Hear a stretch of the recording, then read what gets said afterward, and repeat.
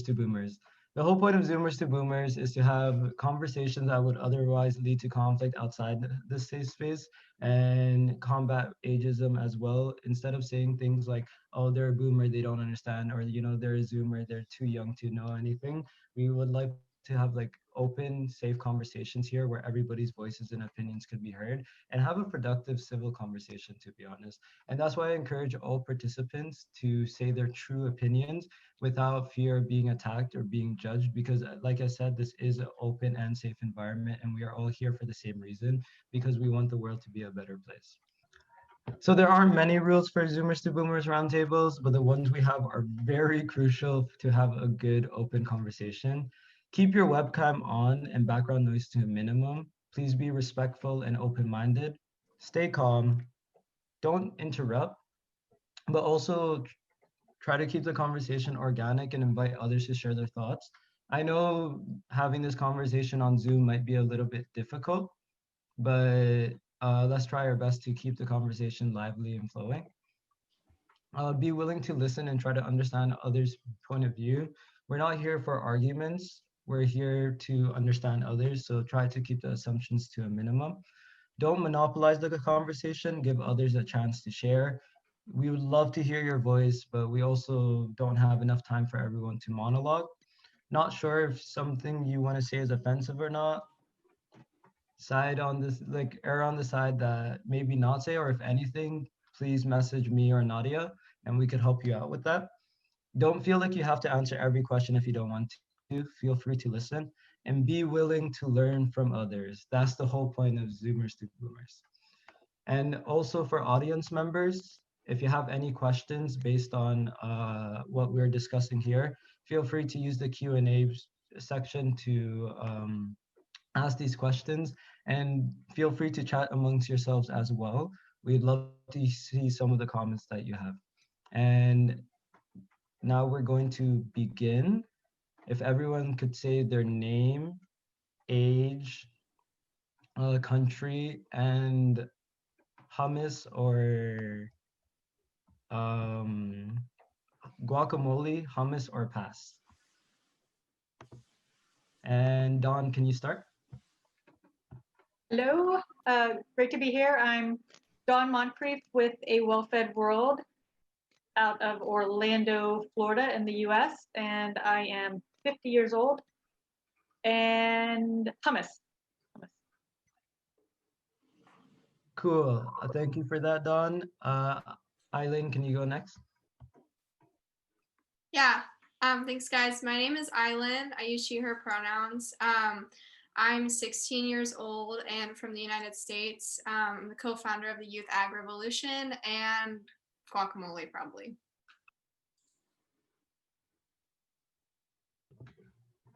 Thank you for that. Mariann, can you go next? Mariann Sullivan. I'm currently in upstate New York. I am with our hen house, which is primarily a podcast.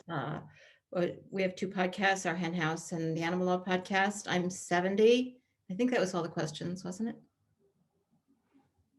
And guacamole or hummus? Oh, right. The important one, guacamole for sure. Hey, I am Christopher Sebastian, and I am 43 years old. I am representing in the Czech Republic, although I am American, and I would probably go with hummus, definitely hummus. Hi, I'm Milo Runkle. I'm the founder of Mercy for Animals and co-founder of the Good Food Institute. I am 36 and currently residing in California, USA. And I just think it's a false dichotomy. I love both hummus and avocado and guacamole. I can't compete. I can't compare. Yeah.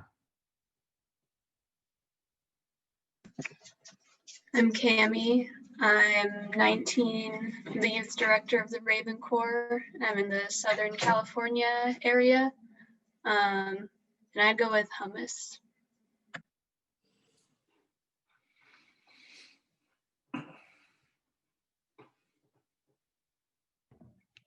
Seth?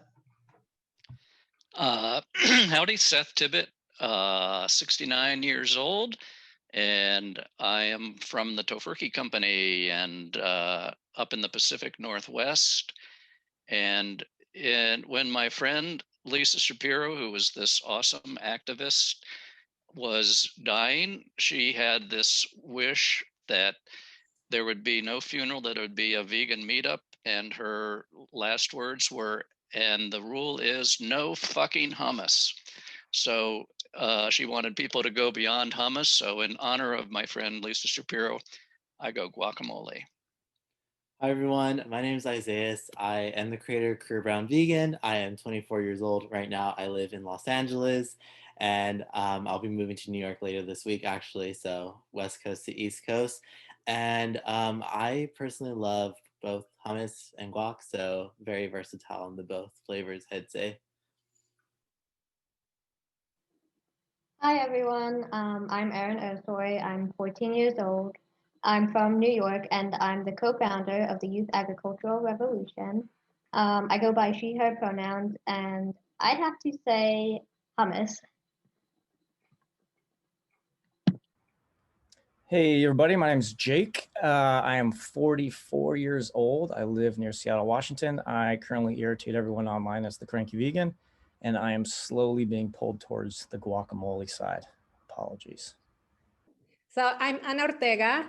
I work for the Human League in Mexico. I live in the west coast of Mexico in a beach called La Paz. And I'm 46 years old. And of course, I prefer guacamole. Thank you all for sharing this. And now to begin the conversation, I might have to cut you guys off when you guys are speaking for too long. So try again to keep it a bit short and try to also, engage with other people. So you don't need to wait for me to call on you to share your opinions, have a conversation with each other. So first question, what does it mean to you to be vegan? And what is the ultimate goal of your vegan advocacy? I'll start. Okay. Well, broadly, it's part of my desire to minimize suffering, but especially by my actions. So abuse and suffering specifically, and by my actions. And I think if you have a broad definition, that can include many things, but I advocate for keeping the definition narrow for vegan.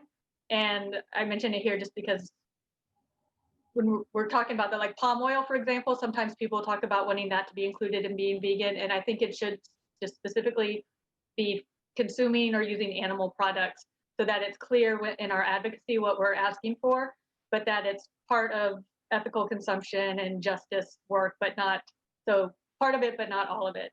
And that's how we can kind of advocate for vegans. And then once we have them, kind of go vegan 2.0 and keep improving.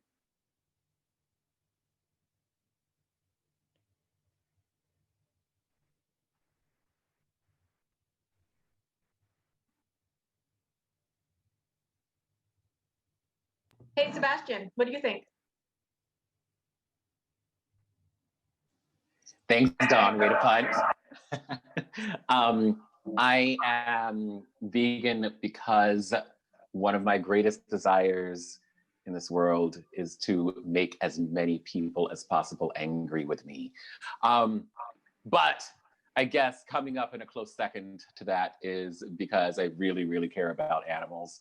Like Don, I would advocate for keeping the understanding of vegan to be narrowly understood around animal exploitation and the the original definition of veganism, the way that it was coined by the Vegan Society in the 1940s, but expanding our understanding of what that means to include all of the advancements sociologically, culturally and economically since that time. So yeah, animal exploitation is the ultimate goal of my advocacy. Second again to peeing everybody off.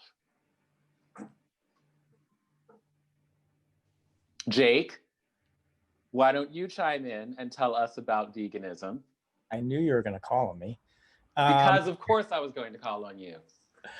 Veganism for me is about, as a personal way of living, to live a life inflicting and as little exploitation and harm on others as possible. Veganism, particularly around non-human animals. But veganism to me is much more than just a diet or what we put in our bodies. It's a philosophy. The idea that we want to bring about liberation, right? The liberation of animals. And I think veganism is part of that, is part, the plant-based diet or eating vegan is part of that broader philosophy. And so to me, eating veganism, the diet is much bigger, is a much bigger, or is a piece of a much bigger desire to achieve liberation, not just for animals, or non-human animals, but animals, humans, environment, so forth and so on.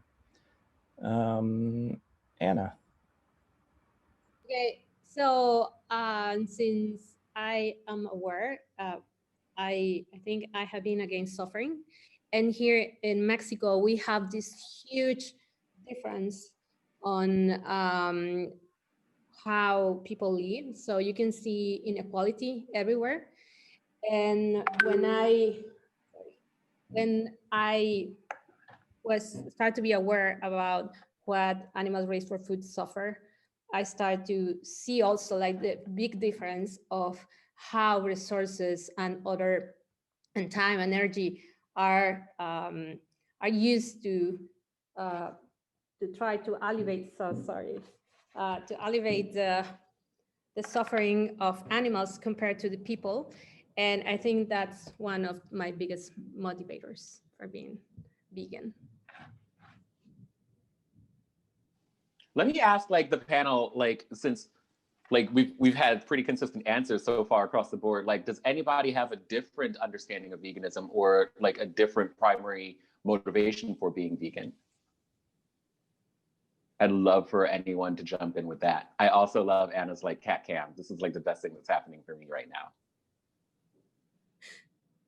I think for me, similar to like everyone has shared, is that the way that I've seen, of course, my dedication towards divesting towards cruelty-free, or what you would say, these pillars of colonialism, one being the agribusiness industry that has not only spread here through the West, but in different countries that have been heavily exploited by colonialism.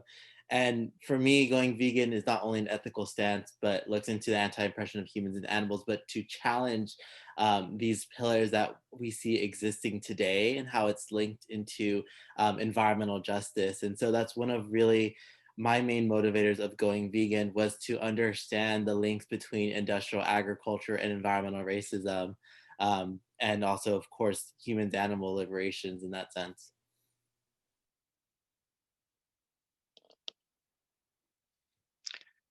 I'll chime in. I don't know if it's different place, but I came into, well, vegetarianism in 1971 from an environmental place. It wasn't really the animal suffering place. And I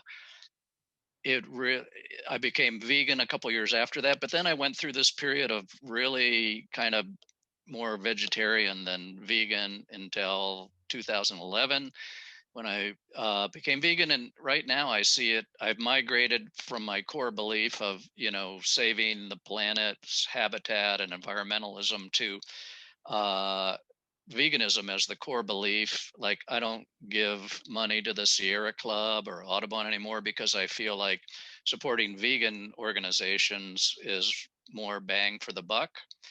And it's really, I still love the wildlife habitat and wild animals and everything, but having felt in my heart the whole farm animal piece has really kept me irreversibly vegan. But it took me a long time to do that. So in that vein, I feel like I want veganism to succeed, but I want it to be an inclusive club, not an exclusive club. And sometimes I get upset when I hear so many vegans that will say, I just hate humans and I hate this, and filled with hate as opposed to love. So I think the bigger point here is life's too short not to love everybody and way too long to hate, and that veganism's better served by being an inclusive, loving place. Then we can hate ways that people act, but hating people is where I draw the line. So.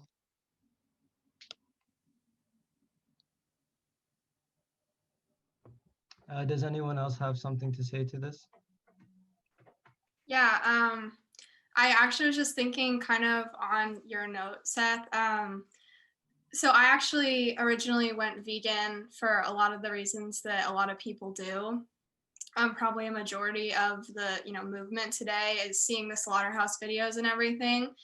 I was very tuned into what a lot of people are calling like the white veganism, and veganism that has a lot of colonizer energy to it. And I was not a fan of that. That was the only kind of content I was seeing and the only people I was hearing speak. And then I met Claire and Aaron and all my favorite people with the Raven Corps. And Aaron and I started working together, educating ourselves on these systems more than we're actually being educated within the community when we first joined. And Aaron and I co-founded Youth Ag Revolution with the intentions of, getting agricultural justice as a whole, learning more about the subsidies and bailouts in agriculture, learning more about the inner workings of the systems that are actually causing harm. And that's when we realized, wow, there's this really cool thing, intersectional veganism, that I think is amazing for everyone. And it needs to be like a huge focus with the movement, because you can't liberate animals without taking into account the intersecting issues with, food, race, gender, everything, because it's all connected. So that's kind of the reasons that I went vegan, but the reasons I've continued were because of intersectional veganism. And I think that Seth makes a extremely good point that it's absolutely crucial to include that kind of thing and that kind of energy in your advocacy. Eilan, can you do everyone a favor and tell us what you mean by intersectional veganism? Because like if we've got like 100 people that are on the Zoom, everyone may not understand what that is or how it's different from the mainstream vegan movement, the way that you were describing it. Yeah, for sure. So there's a lot of ways that people kind of will take the term intersectional veganism. I go by the definition of, aligning your veganism with other social justice movements, bridging the gap in a way that's not performative. It's essentially what it would sound like if you think of the word intersection. So it's focusing on the issues that intersect between non-human oppression, human oppression, religious oppression, because all these issues are combined. It's about tackling the bigger enemy. In this case, it would probably be corporations and larger folks, in reference to like people that control these industries, rather than attacking each other for consumerism. That's a big one with intersectional veganism. So it goes to the root of the problem, which is the corporations and the way they were built and the way they've built up from colonization and everything, and taking into account like the effect of everything that animal oppression has on, race, food insecurity, and like oppression in every single form. And animal oppression has to be considered with just intersectional advocacy in general, or we're not going to be liberating animals, and we're going to disregard a lot of liberation that needs to happen with people too. I just wanted to chime in. Oh, sorry. Go ahead. I just have a quick add-on to that. Because I completely agree with what Eilan was saying. And I feel like, intersectional veganism is all about really like broadening people's definition of justice and including animal liberation within that definition. Yeah, my 2 cents is that I've been doing a lot of reading on vegetarian history in this country, which really as a movement started in the 1800s and early 1800s, 1817. And the first big movements in vegetarian societies of the 1850s, it was all really closely connected to abolitionism, to women's suffrage, and to peace organizations. So these early vegetarians were vastly connected. And they believed, for instance, that, you stop eating animals and the violence to animals, you stop war and you stop oppression of women and of races. So there's a long history of that within the organization, which has somewhat grown out of that, but I think it, and been commercialized to a degree, but it really needs to remember its roots. And I think the intersectionality of all of these great causes that the Raven Corps is now expanding to focus on is like awesome.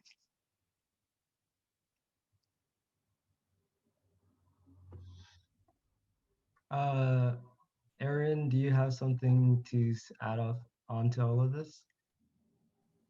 Yeah, like Eilan said, I went vegan for the same reason, for the animals, and I kept going. I continued being vegan for intersectional veganism. And Eilan, I agree with everything you said.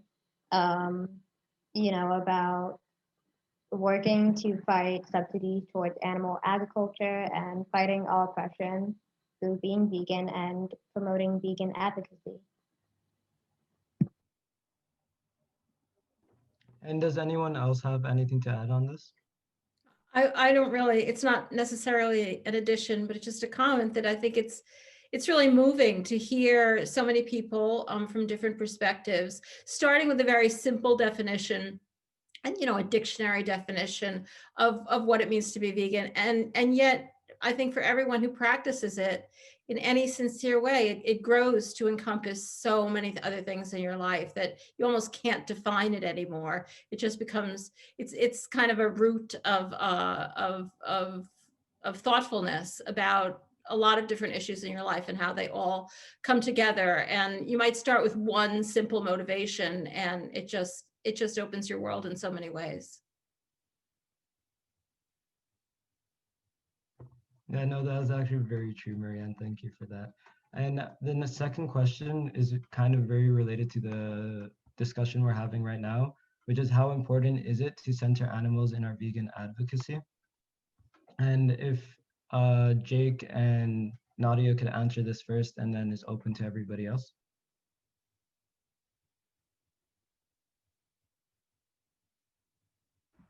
Sure, Nadia, feel free to go first if you like, or I can chime in.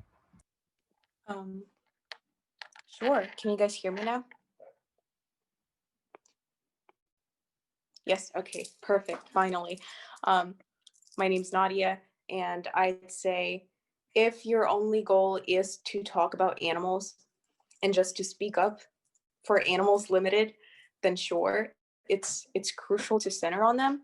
But if you really want to reach more people with your activism, in my opinion, I think it's important to not center on animals all the time.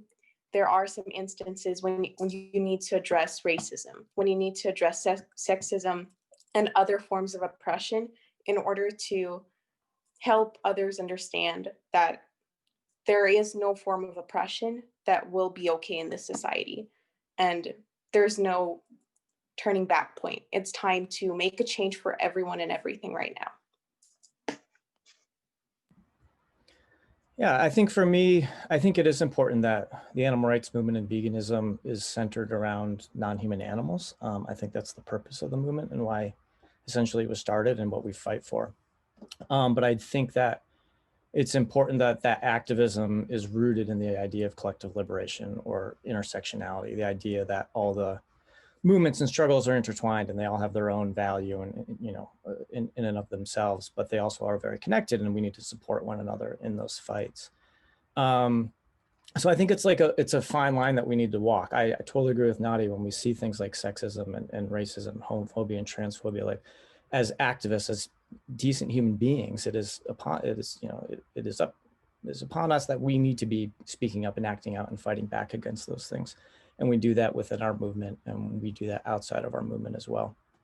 So for me, like my veganism is centered in animals, but I don't think we can win animal liberation without also winning human liberation and earth liberation. So when we do our organizing for animals, I think we need to make sure that we keep all these other issues, all these other movements, and all these other fights in mind as we organize them, organize ourselves in hopes to build, a stronger liberation movement and a real better world for all of us.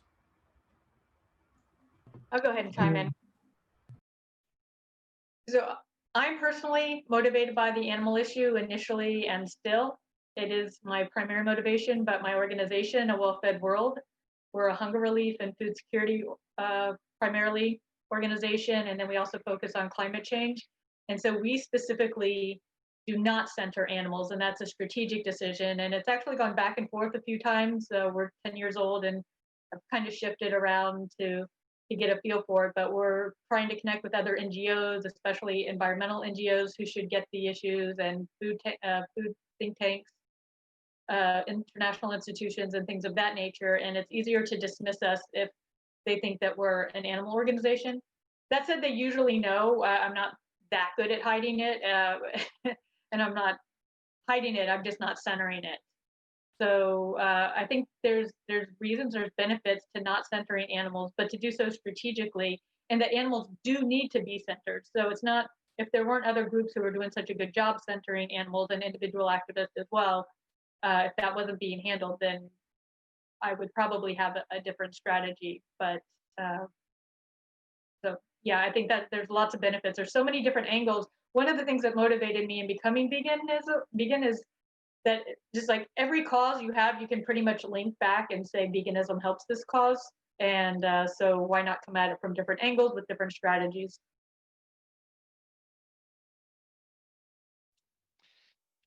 That brings up to me, I guess, the question that I wouldn't mind hearing other viewpoints on is, let's say to a person who is not vegan, who is not vegetarian, and you want to advocate veganism for, what do you feel like is the most effective form of vegan activism for just convincing some random person that is not coming from this heart space of I love animals and I love the planet? Like what's the most effective way of presenting veganism to just average American, mass American that's not on board?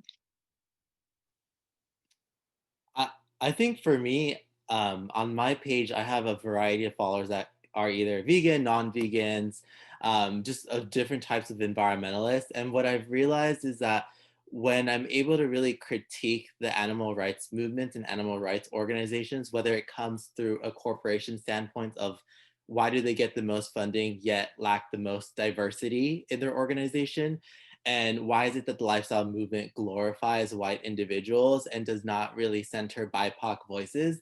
I think that I'm able to collectively grab them to ensure like, hey, I'm not hating on this movement, but rather just highlighting the uncomfortable truths that many vegans in the lifestyle movement do not want to address. And so when I have these conversations, it's not about dragging certain people down or calling them out, but rather to bring light to this issue.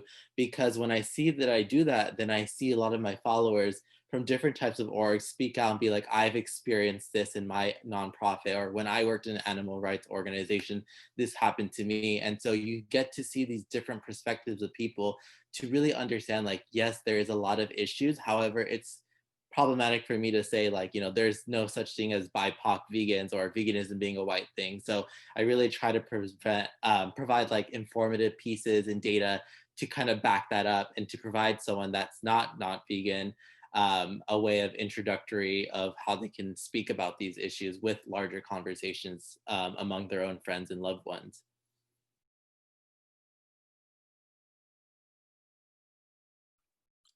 I'd just like to add in, as a teenager, and I'm pretty sure like Nadia and Aaron and Cami probably have experienced this too before. I know Aaron has.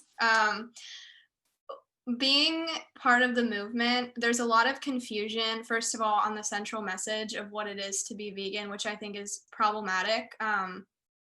if you haven't noticed, social media highlights vegans that are highly problematic rather than those who are actually doing the important work, or organizations that are, doing intersectional work or, work that is liberating animals directly. I feel that the movement has been kind of a little bit liberal hijacked to promote consumerism over actual advocacy and direct action. And I see that a lot, especially with my teenage friends and groups of teenagers. There's so much misinformation around the effect of our consumerism. If veganism is a movement about consumerism or if it's about advocacy, I strongly believe it's about advocacy, and that's what matters the most. I know people have their own opinions on that and everything. But what's worked for me, especially with my younger friends, is going at it from the point not of I want you to consume, but we need your voice more than we need your credit card. I think Jake made a thread or posted or something, but we need activists before we need consumerists, because that's what's important. And going down that path rather than the path of, oh, you can't be an advocate if you consume this, this, and this, has made a lot of difference to me. And I'm hoping to a lot of other different people and teenagers too. So would you, if somebody was veganish or kind of on their way, I think some people will say they can't be activists, right? You can't be activist unless you can't be an ally. There's been some talk about being a vegan ally. So for people who aren't fully there, but that you can't do that. I mean, I don't know if we should get into what an ally is, but do you have thoughts on that? If somebody's kind of on the way, or they're not going to go all the way, but they're still going to be a voice? I can't speak to everyone because it's weird with, consumerism. There's, factory farms, especially in big ag, has created a system of reliance, especially for people of color. They've purposely created food insecurity. If you look at the statistics, that's exactly what it looks like. They're creating systems that makes it hard for people to consume in a, ethical way, even though there's really a big question about ethical consumption in general under the system we're in. I think that if you have the privilege to consume plant-based products and vegan products, and you don't have to rely on that system, you absolutely should. And if you don't, you need to check your privilege. However, if it's not accessible to you, and if you're not privileged enough right now because you're a victim of that system of reliance, I definitely am very compassionate and understanding, because our job should be creating a nature of accessibility and inclusivity around it, or else we're never going to get anything done. We're never going to grow. So this is a question open to everybody. What do you think about organizations that focus just on a vegan diet rather than vegan advocacy? So organizations that want people to change their diet to veganism and, like you say, consume more, and just more in the vegan direction rather than a non-vegan direction. What do you guys think of that?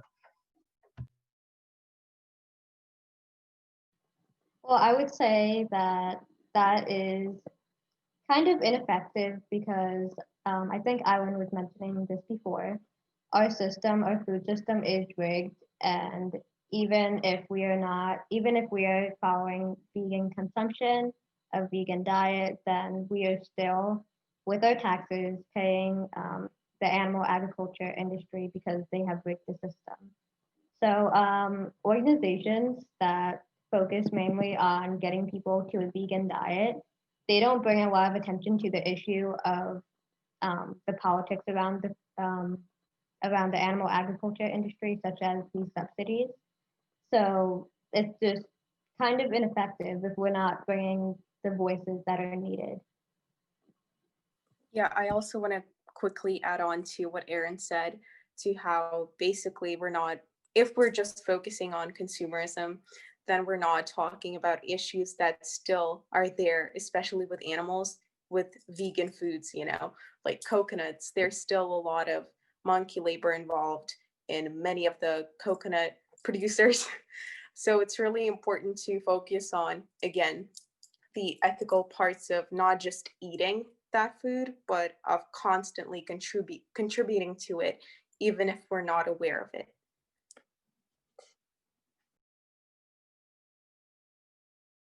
I'll counterpoint it. I favor groups doing that kind of work. Again, everybody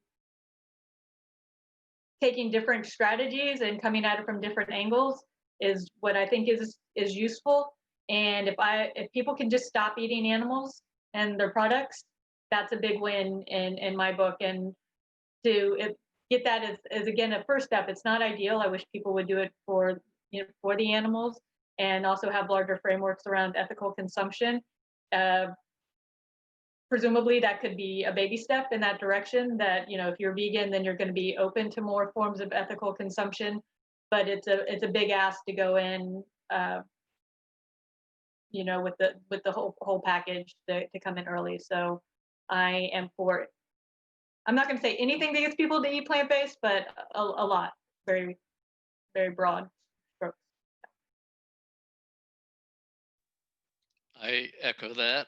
Like having everybody's on a different road and a different path, and maybe because I wasn't always vegan, and I remember my own days and my own journey of getting here. And once again, in the interest of inclusivity, we need everybody on board, and we need a inclusive club. Right now, we're like 3%. Vegans are like 3% of the population, and animal meat is like 99% of the market, as opposed to, for instance, meat alternatives, vegan meat alternatives. So we're at an environmental crisis now. There is not one ecosystem on the planet that is not in decline, and we've got to get everybody on board to reducing or eliminating animal products, or we're in a heap of trouble. We're never going to make the Paris 1.5 Celsius temperature increase, like that really screws us. So I think it's a stop, drop, and roll situation that we're in now, and we really need to find ways of really creating a big tent that can move the needle way faster and way larger than we are. In 1943, there was 2% of America said they were vegetarians. Now there's 3% vegan, 3% vegetarian. So we've gone from 2% to 6% in like 70 years. And that's kind of alarming a little bit, albeit that, from 1940 till 1970s, 80s, there wasn't a lot of really what I would call vegetarian activism happening. So we have made some progress, but we got to this is serious stuff that we're facing right now. And we've got to really make some big changes, or we're going to be in a world of hurt. I actually have a couple of things that I would like to add to this discussion. Obviously, like Dawn said, there is no one silver bullet or a one-size-fits-all solution. We need many different strategies, and we need like a diversity of ideas. That said, while I recognize that the consumption of animals, it constitutes the bulk of the ways that we interact with other animals on this planet, I do think that there are great consequences as well to focusing on diet, or hyper-focusing on diet, the way that a lot of organizations have done in the past and currently do right now. Just a few of those problems is, number one, making veganism a diet opens the door for a lot of people to treat veganism as a diet rather than a justice movement. And as such, you have pushback from people who are saying, oh, you can't tell me what to eat. That's one of the biggest complaints that I hear from people, that this is about vegans pushing a style of eating rather than pushing a message of animal liberation. Secondly, it opens the door for critiques from people who like, you know, are advocates of disability, because like if we understand veganism as a style of eating, a lot of people don't have the like privilege or the like the means to like eat like an exclusively plant-based diet all the time. It also like fragments and dilutes the message that we have toward animal liberation in a number of ways. And it does focus like, you know, on consumer culture in a way that I think like is counterproductive in terms of like capitalism and the way that we like, you know, approach these issues. Making veganism a diet, like it turns it into like an issue of food justice. And again, like I don't want to like trivialize or diminish the importance of food justice, but food justice is itself an adjacent issue and not an exclusively vegan issue. And so when you talk about veganism as a diet, like, you know, the net impact of that is that like that's the way that it lands as part of the public consciousness. And so everybody who like is like, you know, sensitive to things about diet culture or food injustice are going to focus on veganism as simply food, rather than like, you know, like recognizing like the importance of animals as marginalized persons. And yeah, like my bias is to come at this in terms of recognizing like the sentience of other persons and their marginalization within the system. Like, you know, and to that end, like, I think that we do ourselves a disservice when we try to hide that message or to conceal that message behind something else because we feel like it's going to be more palatable to the general public. And like, you know, to that end, when I see people who are a part of movements for Black liberation, like I myself a part of a movement for Black liberation, that is what I want. That is my goal. For queer liberation, for women's liberation, that is the goal. And like, you know, all of these, like, you know, all of these stopgap measures in between, like, I don't object to them because I recognize the need for political pragmatism. But like, you know, but actually keeping like a core ideology intact, that's like, you know, that's of great importance to me. And so like, you know, I understand why organizations do it. I understand the like, you know, the strategy behind it, but I think that it's important to recognize the limitations and the consequences of it as well. So like, you know, that's my 2 or perhaps 25 cents on that. If I could just add one, I totally disagree about, I mean, I totally agree about the idea of hiding. Well, there's a couple of things I disagree with. The idea of hiding, I mean, obviously any organization doing this kind of work, it's not, they're not the enemy, or I don't think they're the enemy, but the important thing for me strategically is to never hide the underlying goal, but to focus on how people can go vegan and to really hit that hard. I think there are a lot of people who kind of toying with the idea. People don't think that seriously about a lot of issues. They don't think seriously about food at all. And I do think that changing behavior for a lot of people has to come before changing thoughtfulness or mindfulness around these issues. People just can't hear these arguments when they're still consuming these foods. So I think the strategy of really promoting and idealizing and inviting people in a very positive way to eat vegan food is a hugely important strategy, as long as you pointed out, Christopher, that there's no hiding going on. There's no saying, oh, well, this is just great food. This is just fun. This is just the way to be. This is just the trend. To be honest about the goals behind it, but to focus your activity on just telling people how great this food is, hoping that they will try it, because people, you know, this is a very thoughtful group of people. Everybody listening to this is a thoughtful group of people. A lot of people are not terribly thoughtful, and to change their behavior is a huge step to opening their minds. Can I just jump in real quick, if I may? I actually would push back on the idea that vegan advocacy and vegan outreach is a strategy, because I don't think it is. I think it's a tactic. I think it's one piece of the bigger puzzle. And I think Seth made a really important point, was that we're at 3% of the population in the United States, at least, that is vegan. And that really hasn't changed very much. I mean, the modern day animal rights movement has been around since the 70s, 80s in the UK and the United States.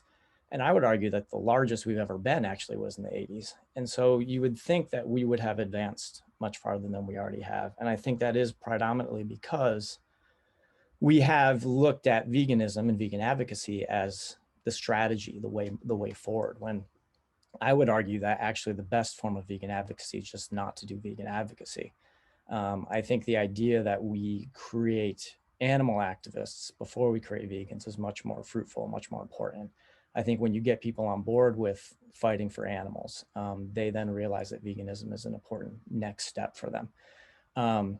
And you see this all the time, right? We see factory farm projects being shut down. We see fur farms being shut down. We see people rejecting foie gras. We see people rejecting veal. We see people shutting down circuses. And most of the people doing that work aren't vegans. And some of them aren't even vegetarians, right? They're people that don't want to live next to intense confinement areas, people that don't want to see baby cows in awful situations. And they fight back against those things. And in my opinion, they're much more successful at doing it than the animal rights movement is. So it's my opinion, there's this huge population of people, at least in the United States, that care about animals, but unfortunately eat them too. And I think may sound super weird to all of us as vegans, but unless we harness that power and harness those people to join us as animal advocates, then I think we lose. If we're unable to harness those people. Our movement, our vegan movement, our animal liberation movement grows exponentially when we start allowing people to come into this movement and fight for animals when they aren't vegan. And I think when we focus a majority of our activism on the idea of vegan advocacy, you need to stop or slow down your eating of animals, I think we continually lose. And we can just look at the statistics that show we're really not making many more vegans. But what we're seeing is, as Seth pointed out, an increased number of animals being killed every single year so that people can eat them. And unless we start doing something radically different with our advocacy, whether it's, whether we want to call it vegan advocacy or animal liberation, ultimately we're going to lose. And I think we really need to shift away from the idea of like consumerism and veganism and veganism and not eating animals is going to save the world, and switch more to the idea that we all need to be fighting for non-human animals. And when we do that, people start recognizing that, the circus and the elephant and the mink and the fur farm and the baby cow is the same thing as the pig and the chicken and the cow, and I need to stop eating them. And I think those connections start to happen. And I think ultimately that's when we get a bigger movement, more vegans, and we see a lot more successes for non-human animals. Yeah, I saw someone in the chat mentioning how like veganism could be seen as a means to build an anti-speciesist society. And I think similar to what you were saying, Jake, it's like while diet change is like it's a valuable form of advocacy, I think when it comes to like getting someone's foot in the door of this movement, I think centering the animal and that oppressed group is a much more sustainable way of doing that.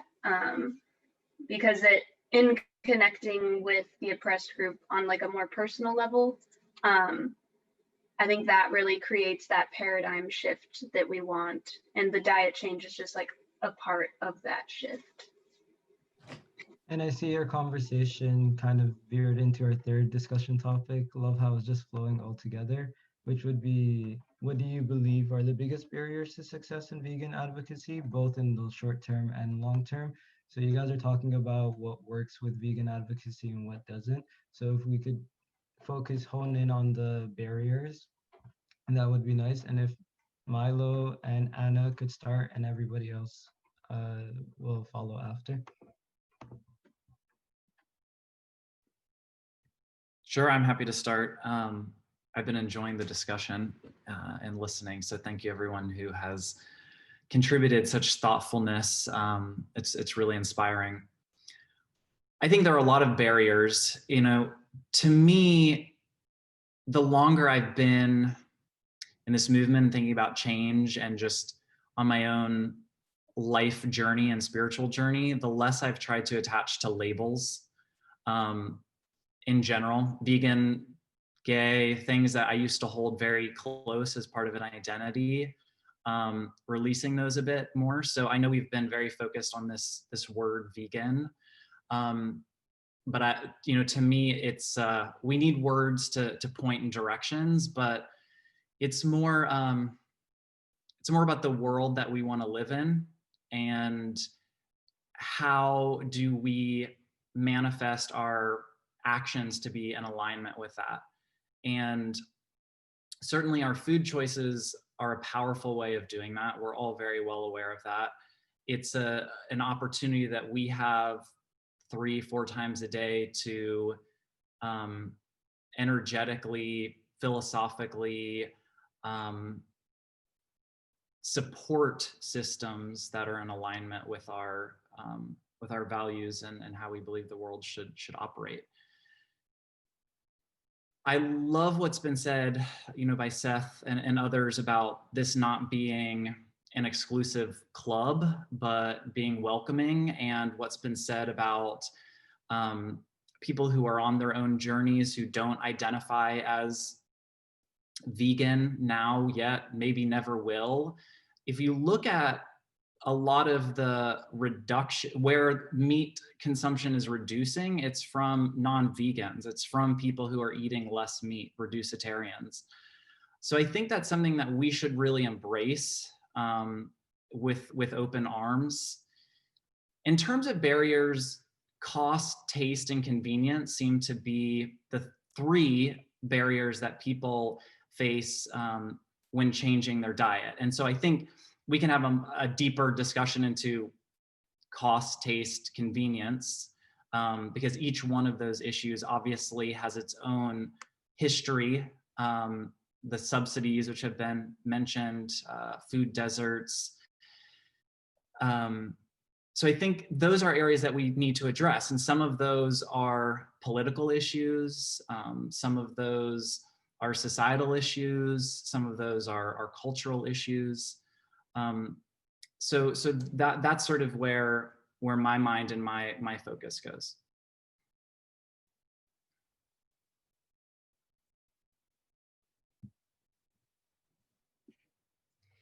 Okay, so speaking about what I have been living for the last 5 or 7 years, I have been vegan for the last almost 6 years. I was a vegetarian for 8 years, and now I recognize that the barriers that we face in Mexico, for example, is that the animal rights movement or the veganism, it seems like very white, very privileged, very like part of and especially very costly.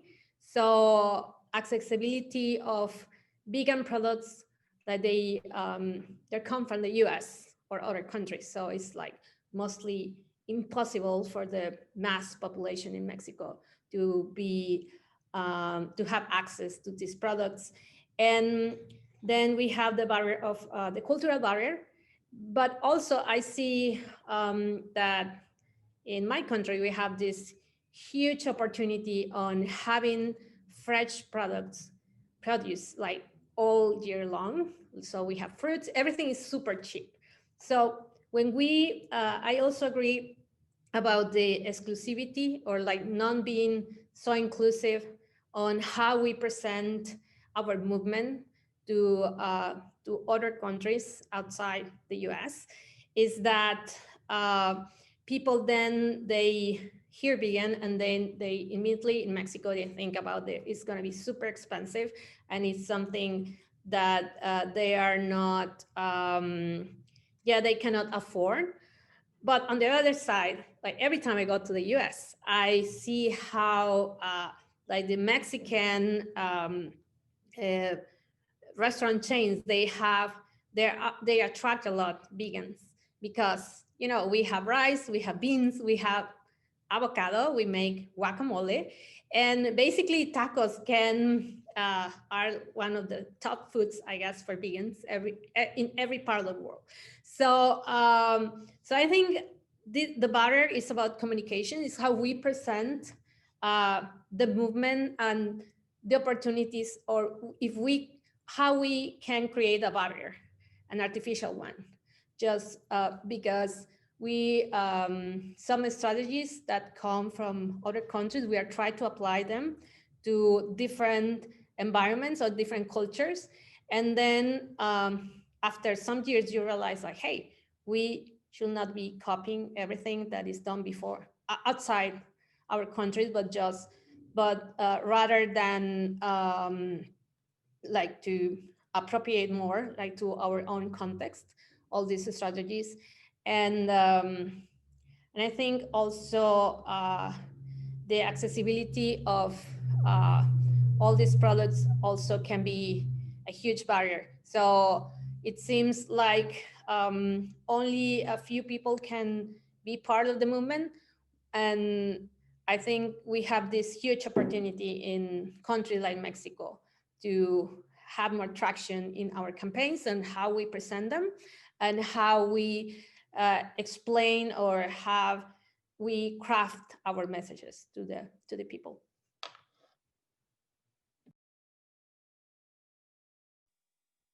I want to give a big shout out to Mexico, who now has 80 vegan restaurants in Mexico City.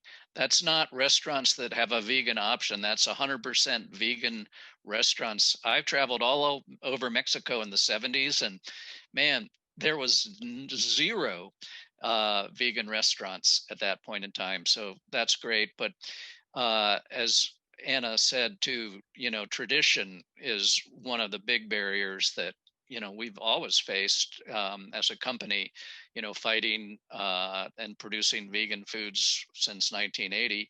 But I would also add to that advertising. A lot of it comes from not just scale, but from subsidies from the federal government. That you can't turn on a football game or any TV show without these mouth-watering hamburgers, and we're all being processed by these images. And I really think that once the plant-based movement starts to grow, it's already, you can see random little commercials like on TV for, especially I've seen plant-based milks on TV. But once we hit 40 and 50% market share, it is going to change so fast. It'll make your head swim, because that's the only, the politicians and these subsidies, they're just following the money. And we'll get there, but right now it's not a level playing field. And the Plant-Based Foods Association in this country is fighting that, which is really cool. But I would say, as far as barriers, tradition and just marketing, and marketing dollars, and the way that is affected some by government subsidies, and just how people think, oh, it's cool to eat meat, and it's not. And we just need to make it hip and cool to not eat meat, and that's really happening now. And as Milo said, flexitarians are a big part of that, which is, I think, depending on how you define it, 30 or 40% of America, which is a lot bigger than the 3 and 6% that are vegan and vegetarian. So we're getting there, but those are two big barriers. Can I ask a quick clarifying question to Seth? You said that we'll start, you think, at 30, 40, 50% when the market's saturated to 30, 40, 50% is when we'll start seeing big change. And then previously you said we're at about 1% in terms of, was that correct? Did I understand that correctly? Well, that was for meat alternatives, Jake, is like 1% now. And that's even including, the Beyond Meat and Impossible Burger and the growth that we're seeing right now. The per capita income per capita consumption of meat is about 200 pounds a year. And since I didn't eat any, that means somebody out there ate 400 pounds. So we can look at that. But, plant-based milks are like 13 or 14% of the market. So that's the biggest inroads that plant-based foods have made now commercially. So it varies on subject, but most other categories, cheese, yogurt, plant-based meats, those are really in the 1% or less category. But plant-based milks are heroes, and they're going crazy, and they've done a good job marketing. So they're at, about 14%. So all totaled, I'm not sure what the plant-based foods industry encompasses now as a percentage, but it's a jet stream and seeing incredible growth right now. So we got a long ways to go, but things are happening. So great to see. I just wanted to add on real quick. Sorry. When you were talking about subsidies, all the alarm bells went off in my head. It's like probably my biggest bother in the entire world are subsidies and bailouts. I don't really too much talk about consumer veganism, but what we do talk about with our organization that Erin and I run is specifically subsidies and bailouts in agriculture. I think it's really critical, like, to remember what Christopher said about, keeping this centered on, animal liberation and making sure that we're not just talking about a diet. And the thing that we've noticed most when, doing the research for youth ag was that the agriculture industry is getting subsidies and bailouts pumped into it like no other. You can look at different systems of animal oppression, whether it be, pharmaceuticals, zoos, circuses, breeding, that kind of stuff. The one that's getting the most subsidies time and time again is agriculture. I believe that that's the largest obstacle in the way right now for animal liberation, because it's essentially rendering a lot of plant-based consumerism ineffective, which is very sad. And I don't mean completely like ineffective, it doesn't make a difference at all, but what we're looking at right now is the rise of two industries. And I think that's great. Like the plant-based industry is booming, and a lot of people are, not as reliant on animal ag as they were before. However, our government, especially in the United States and a lot of statistically whiter countries, which is something that's important to look at in terms of looking at food racism and food colonization, we're seeing that subsidies and bailouts are continuing to rise even as demand for animal-based products goes down. Erin and I were running some numbers from the USDA from 2011 to 2018, and the numbers for all milk consumption are showing that there was an 18% decrease in consumer demand, yet a 17% increase, sorry, not 18, in demand for all milk products, and an 18% increase. So they are continuing to pump money into the industry, even as it's failing. These subsidies and bailouts are rendering the system is completely fail-proof. I think someone mentioned in the chat, Agriculture Fairness Alliance, which is kind of like our adult version, because youth ag is for youth.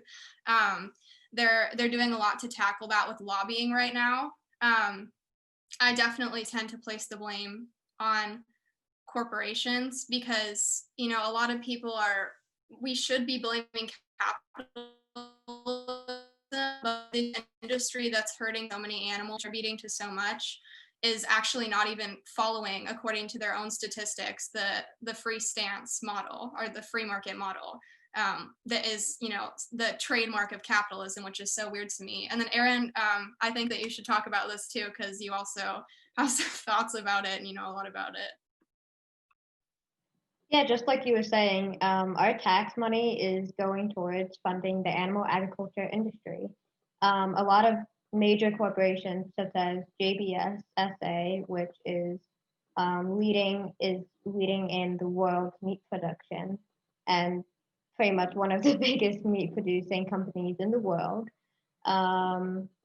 They have recently, I think it was last year or something like that, was given a very, very, very large bailout from the Trump administration, and all of these bailouts and subsidies are coming right from taxpayer money. So even as we consume, and I think I've mentioned this before, even as we consume with a vegan diet, our taxes are still funding this animal abuse, and that's really one of the largest barriers to animal liberation. We can't reach animal liberation just by eating, and we can't reach animal liberation just by swiping a credit card. Does anyone have a response to what Erin and Eilan were talking about, how the agricultural industry is getting a lot of subsidies to continue with the to continue to support meat eating.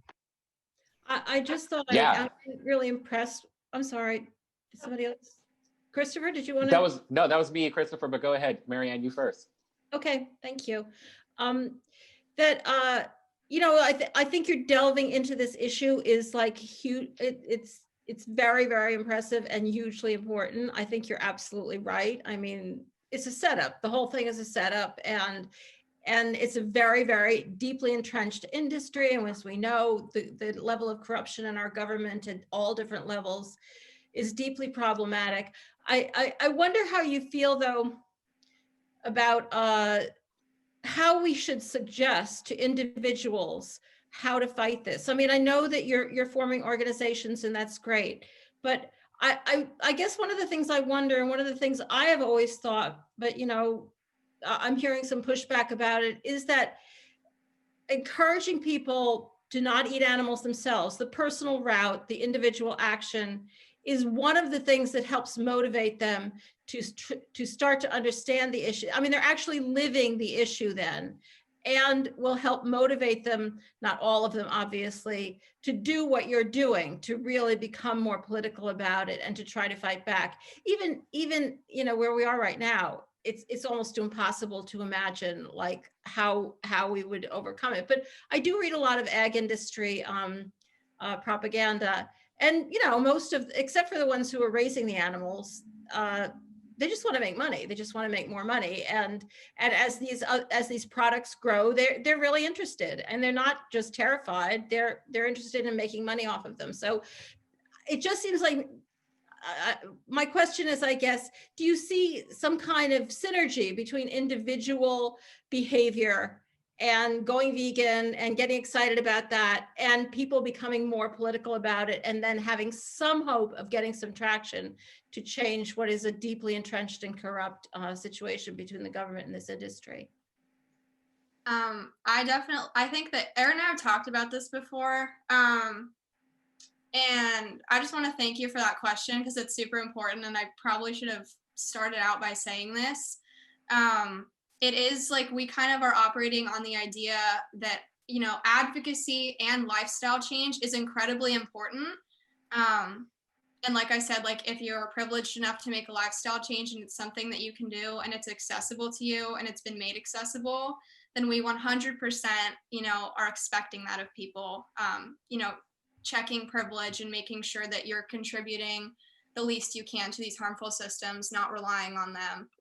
Because it's really hard to be advocating for a system to be taken down when you're still relying on it yourself. Lobbying is something that is incredibly important political action. I do realize, though, it's not for everyone, and everyone has their own lane of advocacy. I think personally, we do need a lot more people focusing their efforts politically. That doesn't mean everybody has to, but we need a larger, you know, instead of the tiny percentage of lobbyists in the movement doing the work, we need like 60-70% of these people, you know, contributing. Because the more active that we become politically, the more successful we will be. And like, you know, in conjunction with the hoarding of resources at the top of the, like, you know, of the vegan organizational hierarchy, there is this attitude, I hate saying it quite so like bluntly, but like, you know, not to put too fine a point on it, but there is an attitude of and a desire to remain as apolitical as possible. No, like I just don't know, like I don't have the words to articulate how like wrong and disappointing that is. And basically it comes down to, at least for me, like a desire to protect capital, and to protect the like institutions that have historically disenfranchised and marginalized all of us, irrespective of species membership. So those were the points that I wanted to make about that. I am so glad that people talked about, like, you know, the politics of it all, the subsidies, at least in the United States, that actually keep these systems intact, irrespective of like, like, you know, like how much money we put into vegan consumerism. So yeah, get active, be political, call your representatives, like, you know, just like worry the shit out of them, like burn their phone lines up, email them nonstop. Like, even if lobbying is largely ineffective because we lack the financial like resources for it, like, you know what, I've actually learned, like, you know what, people who contact the representatives, like, are the squeaky wheels, if you will. They absolutely get things done. Like, there's a middle-class soccer mom right now who is on the phone to her congressman because she wants a stop sign at a four-way intersection, like, that she blows through every day, like, with her like trunk full of kids. It's like, it's a thing. It works. It works. The reason why they do it is because it absolutely works. So definitely that's all that I was going to say about that. Thank you. Thank you for getting back to me.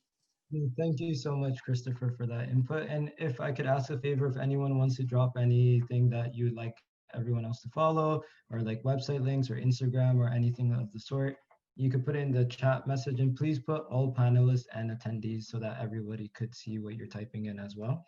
And I would just like to ask the last question. And again, thank you again, everybody, for your input. I'm learning so much right now. And the last question would be, what ideas do you have for how we, both as individuals and collective, can be more effective vegan activists? And if Cami and Isaiah could start and everyone else follow. I guess I could start with just like the, I guess, more obvious. Also, sorry, my room is like a bat cave right now. I don't have any other lighting. But I think just defining the change that we want to see, because it sounds like a lot of us have differing opinions on like ways to bring about animal liberation, but it sounds like for the most part we have a shared goal. And so how can we like come together with our shared values and shared purpose to work towards that goal, I think is an important part of moving forward. And there's this book that I was reading called The Culture of the Climate Change Debate. And I think it draws a lot of parallels to the animal rights movement. And like one of the, I guess, tactics mentioned in that book is focusing on the middle, and that is focusing less on like the small minority of people who actively deny, say, like animal sentience or the fact that animals should have rights, and focusing more on the vulnerability of the majority to being influenced by those people. So like focusing more on undermining our opponent's support rather than like, you know, focusing on the receptive end of support rather than working our way through like, I don't know how to say what I'm trying to say, but you know, through higher and higher thresholds of resistance, if we build our strength as we work our way up, then we'll have more success in not converting, but like bringing more people into the movement. You know, I think anyone, like all people have their own ways of learning, and whatever grows the seeds for you and like flourishes in your own way is what hopefully should achieve what everyone collectively we're trying to earn here. But I think, you know, some ways that I've addressed just the fact is to become a better advocate or activist or educator, I more identify with that, is that we work towards becoming more actively anti-racist and anti-speciesist. And so I admit in my platform, my page, that I'm unlearning a lot of things, and unlearning is usually painted as this like beautiful way of like, you know, you're through this process, but it's actually a very ugly process that you have to look within yourself and truly ask yourself, you know, am I taking this comment personal, or am I really need to challenge the way I've been taught? And so I think that a lot of people do not want to face those kind of events that happen. And also the redistribution of power, whether it be through politics, resources, capital. We need to understand that, you know, when I use terms of like capitalism, colonialism, people sometimes stray away because they're like, what does that exactly mean, or like in what reference? And so I think that when we talk about the redistribution of power and the effects of white supremacy and colonization, I try to really paint pictures and events of what really happened, of like, you know, why was the agribusiness industry even created in the first place in the West? How does that stem through, you know, the colonization of other countries? And so I think that we need to actively challenge ourselves to kind of make those interconnections ourselves. And I think that I've seen too within social media, because a lot of people use digital mediums for their ways of learning, is not to always trust one's individual and really trust your own thoughts too throughout the learning process. Because if I had valued everyone's learning process of how they teach me online, I think I would have a very skewed vision of how I really trust my own intuition of unlearning. So I think that it comes from within that, but also challenging yourself to think more, or what other people said, like we need to delve deeper than just, you know, not eating animal derivatives. And I think that sometimes people stop there, and I really would wish that people dig deeper than that, but that looks differently for other people, and there's no such one way or one journey to guide that process. I just want to quickly say that I so agree with that, and that it's really important to remember that there is no one way or one approach to talk to people, and that it's really important to address that in our advocacy, which will make it more effective if we're working on our own, or if we're working as an organization together. For instance, like the previous question, we talked about lobbying and everything else. I've heard from so many immigrants, which is, you know, a large chunk of our population. I'm an immigrant, that we are not allowed, quote unquote, or we can't effectively lobby, which is so not true, unless for, you know, maybe you're undocumented and you should be involved in any political action. But that still doesn't mean you can't speak up for animals. You can talk to people, you can talk to your neighbor, you can talk to your family, you know, do whatever works for you. And you should definitely keep speaking up for animals, for people, for everyone you want to speak up for. And just remember that it's always individual, and that we need to remember that in order to make it effective. Speaking of effective organizations, I just wanted to give a quick shout out to veganuary.com. It is now Veganuary, where people are asked to try a vegan diet for 31 days of January. They have just hit 500,000 pledges from all over the world this year, which is an amazing figure. Last year was 350,000.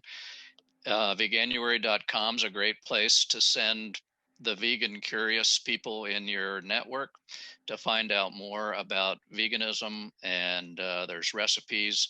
And I love how they use self-effacing humor. They have this great video out now, maybe you've seen it, of Tabitha Brown, you know, going through the whole month of January with all these delicious meals. And then at the very end, there's a fly in the room and it flies in her mouth. And she says, okay, we're not perfect, but let's all try and be better this year.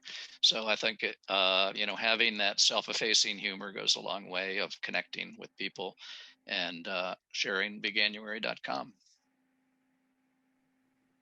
That's actually interesting. I wanted to bring up something. So I kind of have a different opinion on Veganuary, only because they seem to promote Sorry, the Aaron, idea. can I cut you off for just a little bit? Because I know that conversation is going elsewhere. So Dawn, I know you had something to say, and then we can continue going that direction later. Okay, yeah. So one of the techniques I use, because I have to continually stay mindful in terms of effective advocacy, is to be watchful of getting thrown off track. And so to be mindful and think about what do you want to do? You know, what's your strategy, what's your technique, who are the people you want to be involved with, and to have that move you forward. So as an example, a few years back, somebody local to one of our staff people was doing a slaughter class, and they were two women who were ex-vegans, and slaughtering a sheep, and we were very upset by that, and we did a protest campaign, even though that's not the type of thing we usually do. We did a pressure campaign and a protest, but then it started snowballing, and we were getting media, we were getting threats, and we had to figure out how much time do we want to spend on this. This isn't actually our tactic and our strength. And, you know, it took so much emotional energy. And then similarly I'm barely on Facebook, but, you know, it's easy to get caught up on Facebook, arguing with people, whether they're industry folks or just people, trolls, or our own people. And is that worth the energy? Is that specifically how you want to spend your time? Is that where you would choose to spend your time if you were being intentional? And so that's just one of the things that it's a continuous process. Thank you for that, Dawn, and thank you for waiting, Erin. You could say your piece now. Yes, of course. Thank you. So yeah, like I was saying, I kind of have a different perspective on Veganuary. They kind of promote a thing called green capitalism, where it's basically vegan capitalism. They capitalize off of human vegan consumption, and I think that it's kind of problematic to promote the idea of trying veganism like it's a diet, but it's more like an ethical stance against oppression and against like environmental destruction and climate change. So the idea of trying out a moral belief does not seem like something the animal rights movement would benefit from. Any thoughts on that from anyone else? If you go to Veganuary's site, you'll see that their basic premise is all about saving animals, and they're very clear about that. The other thing that is impressive to me is they do follow-up studies, and of those 500,000 people that sign up to try vegan in January, up to about 60% keep being vegan, which is a huge number. Like, I think it's like 5 or 10% of people that make New Year's resolutions to lose weight or whatever follow them. And, you know, to create 250,000 or 300,000 vegans in a month is pretty impressive, and I would say effective. And they are very much on the animal and intersectional bandwagon, so to speak. So anyways, that's my 2 cents. Just real fast, I think so. I totally agree. Like, it's super cool that this organization has, like, that's a huge success rate, right? That's definitely something to celebrate. Like, so many people changing their lifestyle and everything. But just something more about what Erin was saying about, like, not just all together, like the green capitalism they promote, because many organizations do. They do have a history. I mean, I'm not going to discount the whole organization. I think cancel culture is dangerous, but I think it's really important to take into account Veganuary or V-January. I don't really know how to say it, honestly. So I'm going to say Veganuary. This year they've partnered with Nestle. And if you guys aren't familiar, they're one of the like #1 corporations in the world that's, you know, contributed to you know, like plastic pollution. They're really not they're an awful corporation in regards to animals and animal welfare.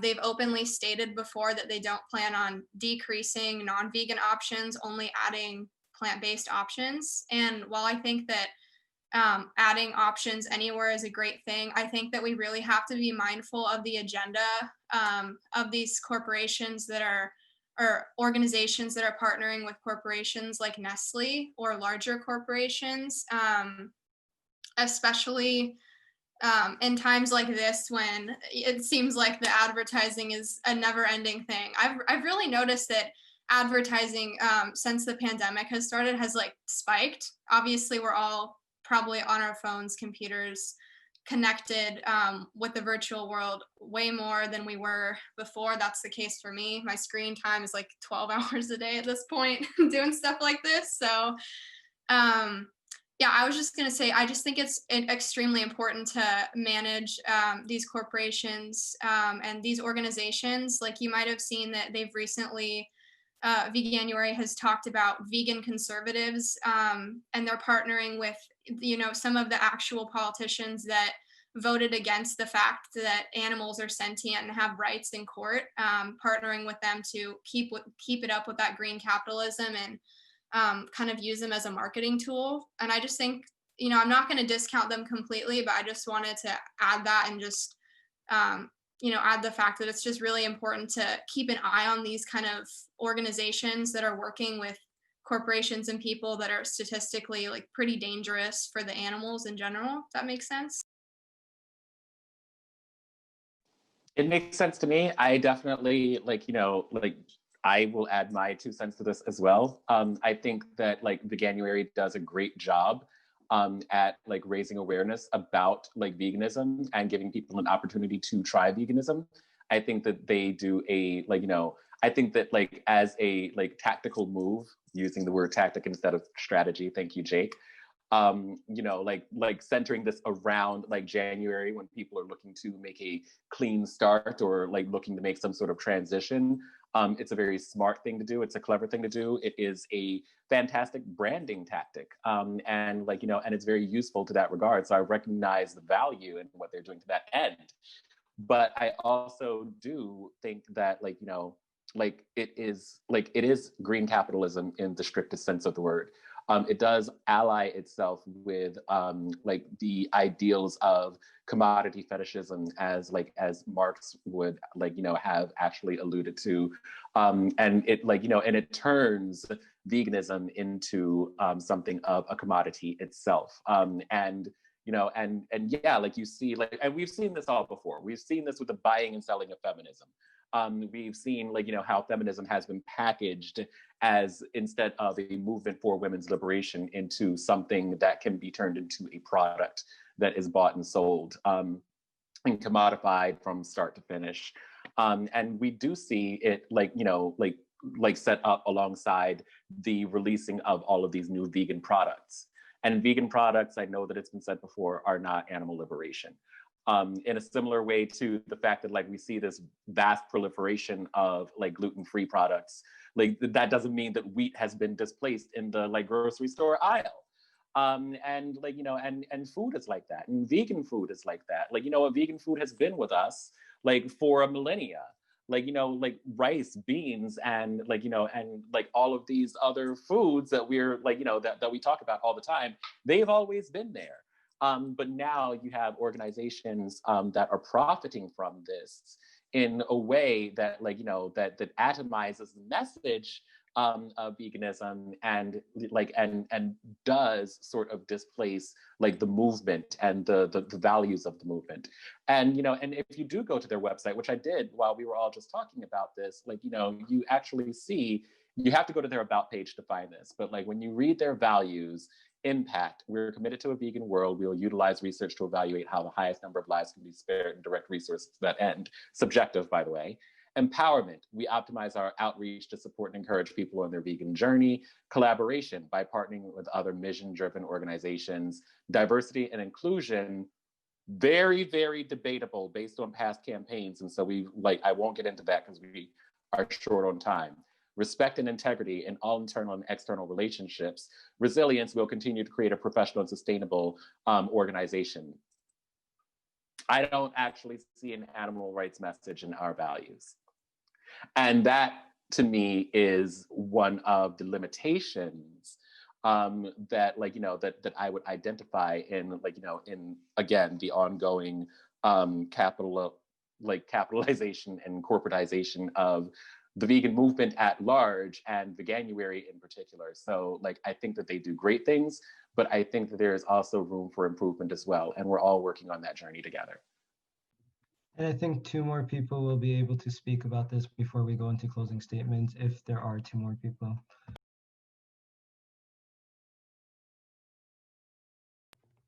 Does anyone want to say their piece, or should we just? I'm happy to say something. It's been probably 10 years ago, but I'll never forget the first time that I met Julia Butterfly Hill, who was an activist who lived for over 2 years in the top of a redwood tree to prevent it from being cut down.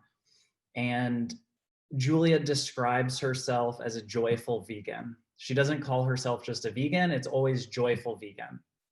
And I've never forgot the term and how authentic that was for her. This individual who is as on the front lines as an activist as you can possibly be, putting her life on the line, in this case to save redwoods, but still finding joy in what she's doing, and that being expressed in her words and in her actions. So I have certainly tried to remember that and embody being a joyful vegan. And I think that attracts people.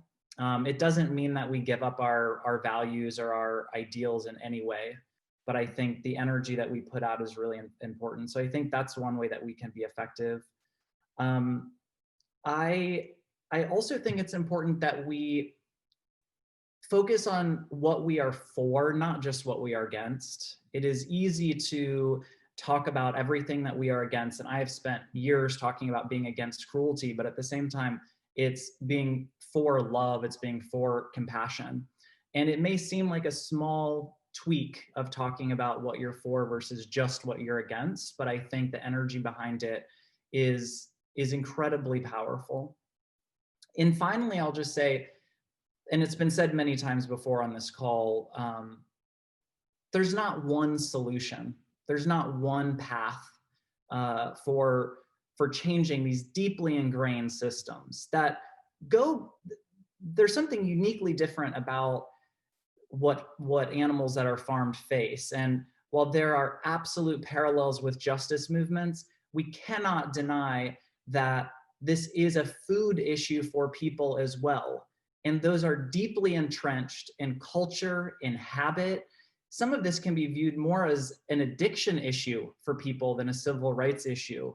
So it's just a completely different space that we have to acknowledge. So I think the steps and the resources and the guiding that is offered for people making those transitions, which may start with 31 days, is something that is powerful. And I think we each have to find our own spark that brings our unique perspective, our lived experience, what excites us to the table as advocates. And so that may mean that you're a chef and you bring great food forward. It may mean that you are a lobbyist or an attorney, or that you are chaining yourself to factory farm fences. The difference is I think what is authentic for us, and when we live in our passion, that comes through. So again, I don't think there's a cookie cutter approach for what is effective for each of us in terms of how we live our activism.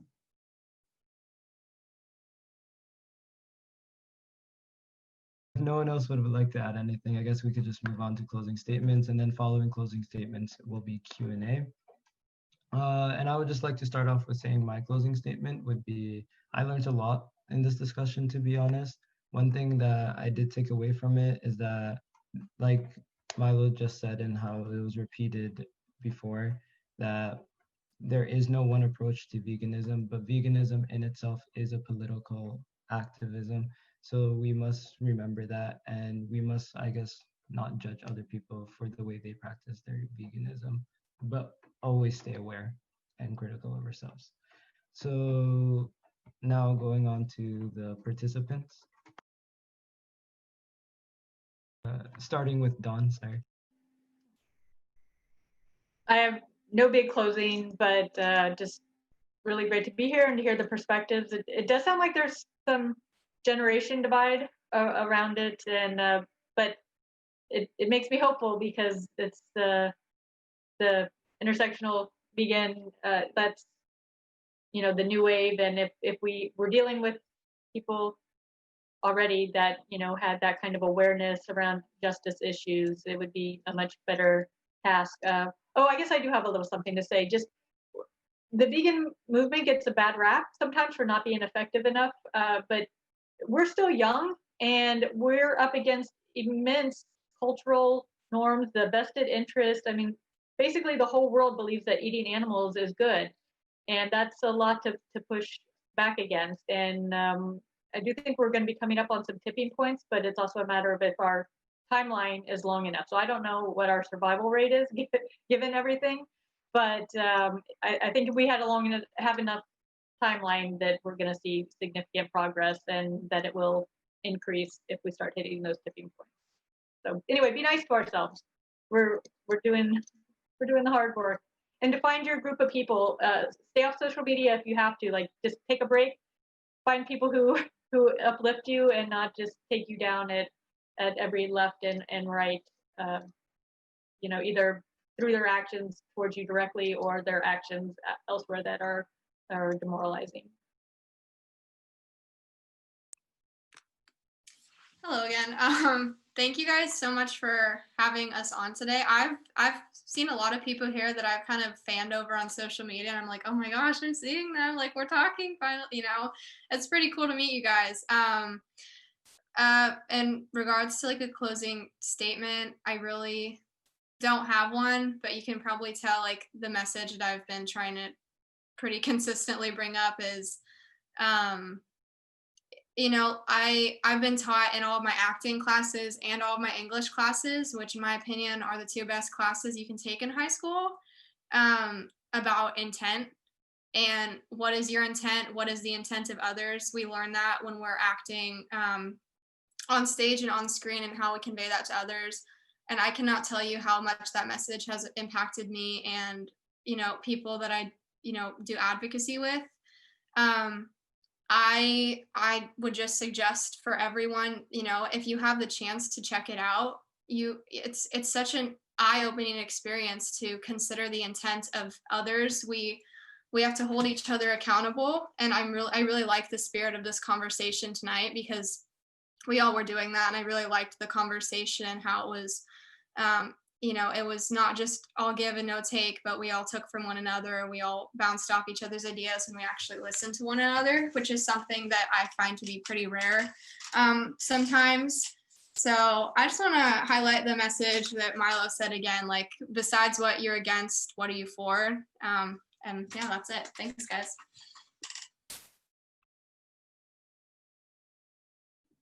I think I'm next, and I just want to say that I just wish I'd said what Milo said, because that was a really good ending to the whole conversation, and it was beautifully said.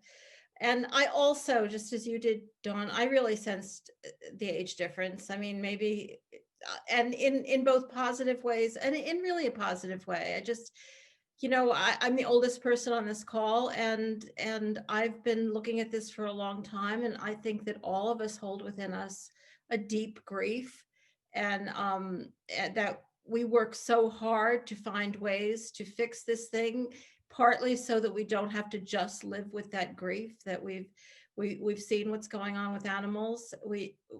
And to take a moment to really, really delve into it is so painful. And after a while, you get cynical, and it really overjoys me to see the hope in so many of the people on this call,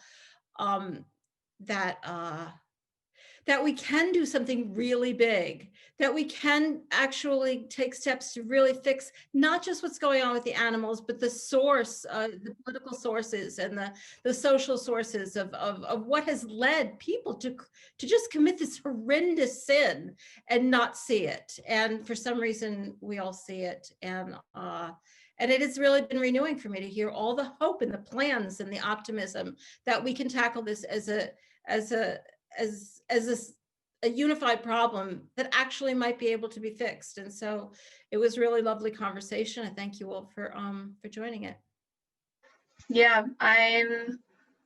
I'm so humbled that I got to be part of this conversation. I got a lot out of just listening to what everyone has to say.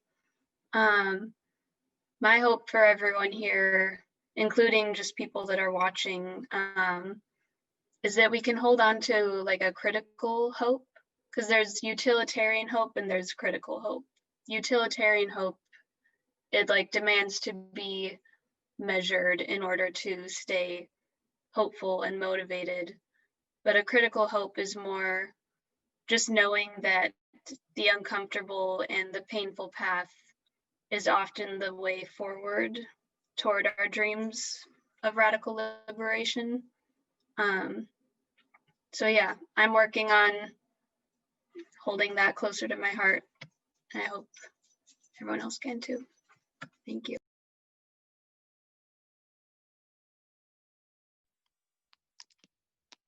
Thank you, Cami, and thank you, everybody. It's been a real honor to hear everybody's viewpoints, and very inspiring. You know, we're at a very critical stage on this planet right now where big changes need to happen, and I know that something like 36% of all mammals on Earth are humans now, and 60% are all farm animals sitting around waiting for us to consume them. And about 4% of the mammals are wild animals now. So that's a very sobering statistic. And hearing all of the great voices here and the things that you're doing has been really inspiring. So let's create a club and let everyone in and be inclusive. So thank you so much. Okay, I also want to thank everyone. I just learned a lot today, and I'm very happy to see or to hear about all the compassion that that we agreed that we need to have to ourselves, because we decided to be on this path, but also to have the compassion to others, to be that we want to become better listeners and observe more than judge, and also like all the interest of this group of people of being more inclusive.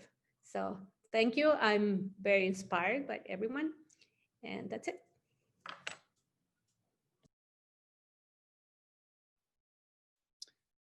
I just want to say how grateful I am, grateful to be included in this discussion, but also grateful to be in the presence of all of you, some who have been forging this path for decades, and some who are forging a new path for the movement.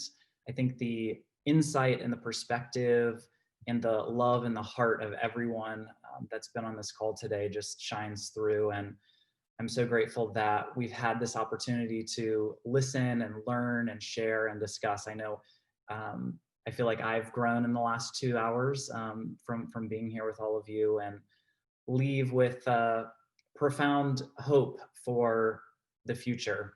So just filled with a lot of gratitude. Thank you. Hey, yeah, thanks so much for having me. I think these conversations are vitally important, and having it across generations and across different ideologies, I think is really important. So I'm going to do about a 45-minute lecture now. I appreciate you all taking the time to listen to me. Thank you. Now, I think, to me, when I think about vegan advocacy and advocating for animals, I think the three big takeaways from me are thinking a lot about purity politics and doing away with moral baselines, like allowing people to fight for animals, before they're vegan, and knowing that, like, when people fight for animals, I think eventually they become vegan. And so I think allowing people to do both is really important, because ultimately I don't think that like eating animals is the problem. I think it's a symptom of like a much bigger problem. And I think when we start dismantling that system, that's when we start making really big change for animals. And I think we do that through corporate campaigning. And that means focusing less on individuals and focusing less on consumerism and individual diets and lifestyles, and focus more on like picking away and destroying these corporations, these systems that define these individuals. We often talk about supply versus demand, and veganism will crush the demand. And I'm not sure that's going to be the 100% way towards animal liberation.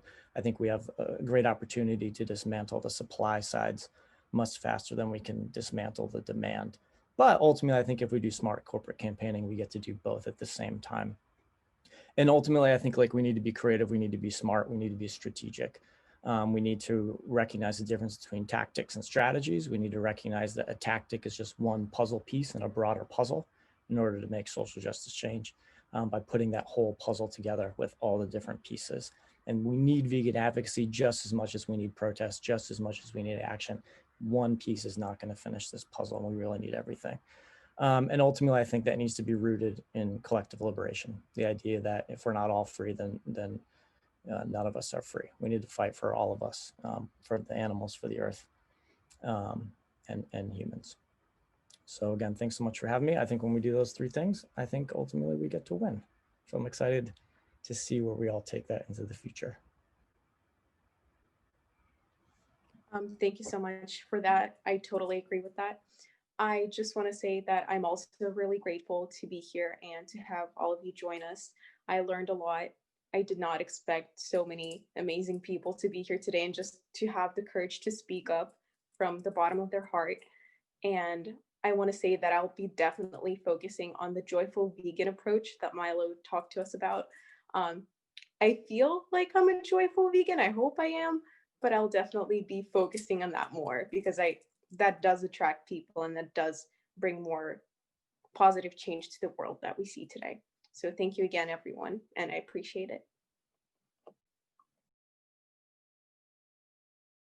I think for me, I realize that a lot of us have intrinsic values for the compassion of life, whether or not anyone here or people watching it are vegan or not. And I think it's really up to us that we actively work towards divesting from oppressive systems. And I think that at the end of the day, we should not limit ourselves into one set of not participating, but to actively think, how can we delve deeper into becoming more collective liberation for everyone? And I think that too, with the joyful veganism, I do want to also preach it, because I've also had a stance of being anti-toxic positivity, but I think that I really try my best to be realistic, but also present opportunities for people.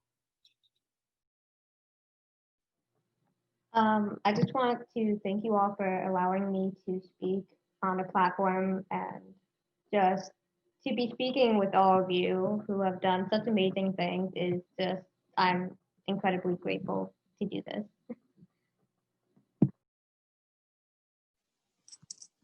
I think I'm the last person. So there's like enormous pressure on me to say something profound, and that's not going to happen. Sorry. But I am, like everyone else, enormously grateful for being here. If I had like final thoughts, I would say that like one of the things, since this is a conversation that we're having today about effective advocacy, one of the things that makes us most effective is knowledge, because knowledge is power. And so one of the things that I think that like many of us don't do or don't take advantage of right away is learning and understanding theory, because theory will give you the language of like, that you need in order to execute your ideas. Many of us are living in the moment. Many of us are living from campaign to campaign. Many of us are living from like action to action. And like the importance of understanding theory can't be overstated. Two of the books that have had the most influence on me are The Sexual Politics of Meat by Carol Adams. Many of you have heard me talk before. You already know that like I talk endlessly about that as one of my favorites and the influence of Carol Adams. Another one is Animal Oppression and Capitalism by David Nybert. As I have said many times throughout this conversation, vegan capitalism is still capitalism. And if I were to identify one thing that like, that underpinned all of the problems that we are experiencing socially, economically, culturally, and like, and environmentally, it would be capitalism. And so understanding capitalism and divesting from this system of violence is necessary for the collective liberation that like, that all of us are seeking. So like, that is one thing that I would definitely recommend that people do. If you want to start a book club, you've got my email address. Like I'm christopher.mcjutters@gmail.com. You can find me all over social media. Like we will talk about these things and many, many more. And I'm looking forward to having many more conversations with you. I really, really appreciate everyone who is participating in this call today. Thank you for. And maybe I'll try to be more joyful in the future. I think I'm the everyone. cynical vegan. I think everyone here is pretty joyful, but yeah, I think being more joyful is never a bad thing, to be honest. And Claire had something to say to everybody. Claire. I will keep this super brief. I just wanted to thank you all so much from the very bottom of my heart. I have been fortunate enough to know a lot of you as friends. And I think from my perspective, I don't have anything groundbreaking to say. I have a lot to think about. But I do want to say that from my perspective, one of the most important things we can be doing is listening to young people. And I am enormously proud of all of the Ravens, and particularly the Ravens who have joined us here today.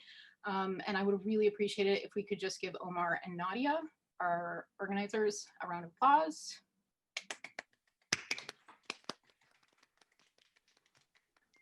Thank you so much, everybody. Thank you for that, Claire, and everyone feel free to drop off. We will be answering some of the Q&A now. Panelists also feel free to drop off. We're not holding you hostage here. But if you guys want to start the Q&A now, first question would be, does making veganism a synonym for all of animal liberation lead to an individualistic framing? Although veganism is important, how do we communicate the political, economic nature of animal exploitation if our framing is solely or mainly on convincing individuals to change via ethical reasoning?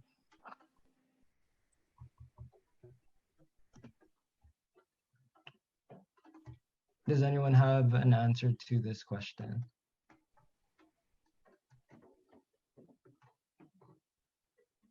I have a question about the question. If the person is still on, is this person essentially talking about like the diet approach to veganism that Christopher is talking about, or like the consumer approach? Because like from a lot of people's understanding, veganism is pretty synonymous with animal liberation. I mean, I guess I just want to know like the specifics of like what type, I guess, because there's a couple different like types that people sometimes align themselves with.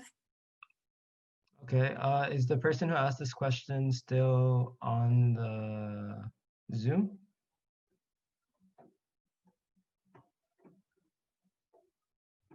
And if not, can you answer the question in the way you understand it the most?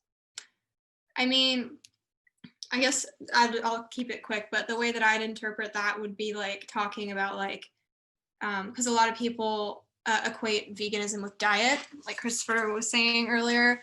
I think that in order to communicate the political and economic nature of animal exploitation, like they're saying, if a lot of people are focused on diet veganism, or a lot of people will just say plant-based eating instead or something, I think that the solution to that would be education. And I think it does create a lot of individualism and, removes animals from the point of view, like, and removes the industry itself and puts a lot of pressure on people to change their lifestyle instead of holding people accountable. I mean, I guess I would honestly just say education in that regard, but I guess there's a couple different ways to interpret it. It would have to be removing the emphasis on personal change as the only means, and starting to check out corporational shifts and like taking people power down, I think. Question, where do we go from here? Does anyone want to answer that? I think that's kind of like the ultimate question of this whole discussion. I can speak for just what I personally feel, and that's, I think, similar to like what Jake and Eilan and a lot of people have been talking about, of focusing on bringing more voices into this movement, more voices for animals, for animal liberation, rather than like people shifting their diets. Because when people can connect with non-human animals in that like profound way, I think it kind of inevitably trickles into other movements as well. And staying joyful. Thanks, Nadia. And I guess there has been another person saying that they do want to talk more about how the conversation is done. And you guys did participate in the conversation. So do you guys have any, I guess, response to how the person is saying starting the conversation from the end goal and working backward from where we are now in order to lay out a path forward? What do you guys think about that? And I guess just general feedback on the conversation, or on how the conversation could be more effective. I guess we could start writing everything down so that we know, so that we have a response to questions like, where do we go from here? We're just like, yes, and we present them with facts, you know. I guess that would be really effective in the future meetings, so that we would just like know what to do in more detail, because you know we're not computers. We're not going to remember all of this in detail. Do you think that a predominant plant-based society will be as supportive of vegan lobbying as one that eats animals? I would think it would be more.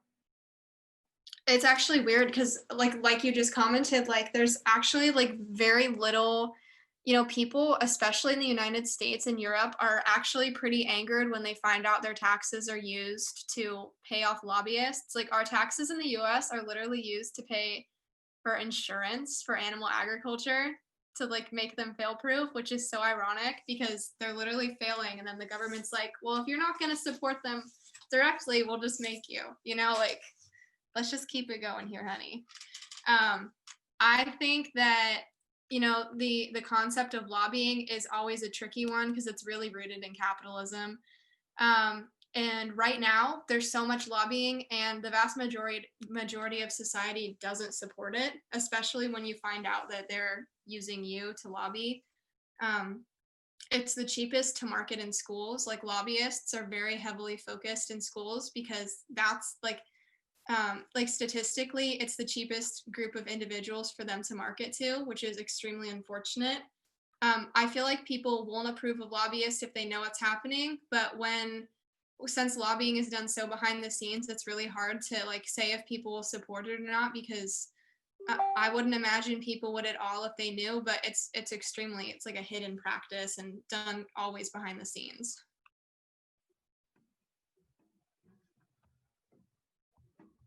I believe there's one more question in the Q&A box. Okay, so I guess this will be the last question for tonight, and thank you for the explanation, Eilan. Steps of moving against capitalism as vegans. So how could, I guess, the vegan movement also be anti-capitalist?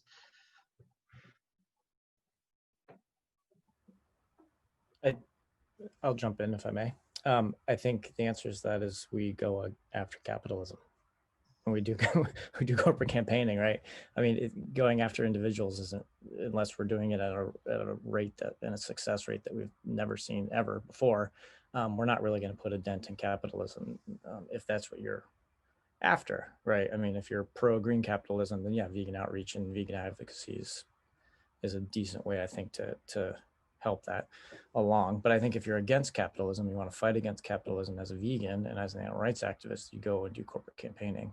Right? You pressure corporations, you pressure companies, you pressure systems of oppression, you go after industries, you go after the CEOs and the upper management and the board of directors that are making those decisions. And that's not really just like a pie in the sky idea. Like, I mean, that pretty much every social justice movement that's had success in the world that's what they've done. They've gone after corporations and industry and moved them to do what they wanted them to do.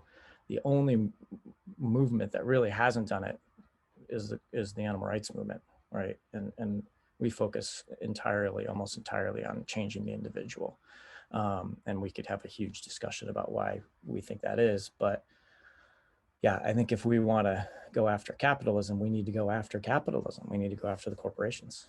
And that's what I advocate for. And I think I could ramble on about it forever, but I also think it's important to remember that going after corporations and industry doesn't mean you stop doing vegan advocacy. Like, as I said before, vegan advocacy is an important tactic.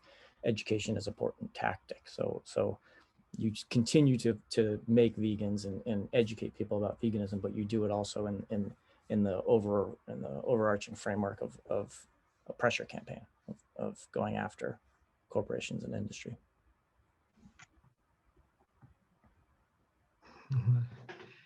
Thank you for that, Jake. And I think that was our last question. So that concludes this month's Zoomers to Boomers. We do hold Zoomers to Boomers every single month on the first Tuesday. And we do talk about a variety of topics. Like today, we talked about vegan advocacy. Last month, we talked about religion. A month before about the presidency. So we do talk about a lot of different topics. Please feel free to check our websites for future events and just drop in and watch the next future conversations or any other event that Ravencore has. Thank you to the panelists for attending this. This was amazing. And thank you for all the attendees for participating in the chat and also just coming to this event and listening. You guys are the best. This was a great discussion and I'm hopeful, staying hopeful.